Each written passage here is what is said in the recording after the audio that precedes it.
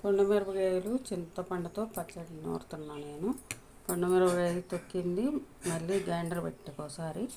ఇది చింతపండు, ఎల్లిపాయలు, మెంతులు, ఆవాలు, జీలకర్ర పొడి, జీలకర్ర. చింతపండు నూరుతున్నా మెత్తగా ఆరబెట్టా నీళ్ళలో పోయి తొక్కిన పచ్చడి కూడా కలిపేసా.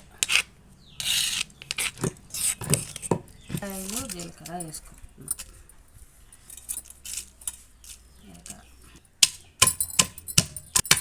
మెంతులు, ఆవాలు పొడి వేయించి పట్టుకున్న పొడి.